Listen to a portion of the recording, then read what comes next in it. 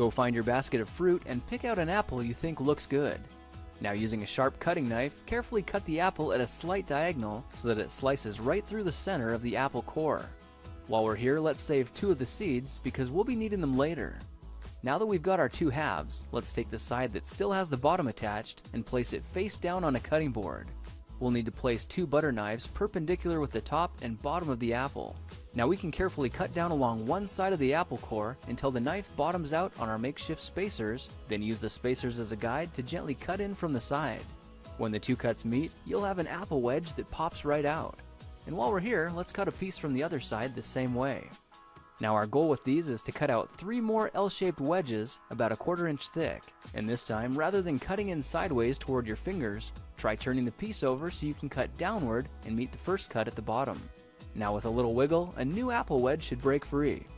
If you repeat the process 2 more times, then stagger the pieces back together, the effect is a beautifully layered wing. Now just cut the other piece the same way and your swan's body should look like this.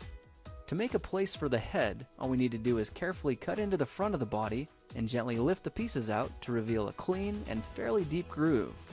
At this point, we can go ahead and grab the other half of the apple and place it between the butter knives like before, but this time we're just going to use them as spacers to cut an even slice off the bottom. You can see that repeating this process 3 or 4 times gives us a nice variety of shapes and sizes. Now look for a piece that resembles a heart that's been slightly flattened on top. All it takes to form the swan head is 3 strategic cuts with a knife.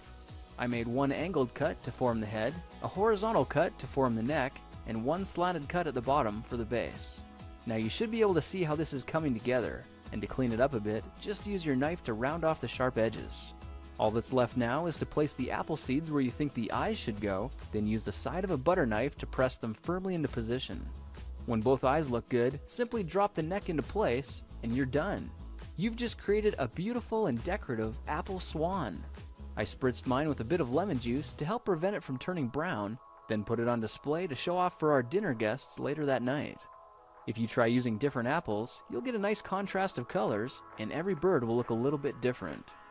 Well, now you know how to take any ordinary apple and turn it into a decorative and edible apple swan. If you like this project, perhaps you'll like some of my others. Check them out at thekingofrandom.com.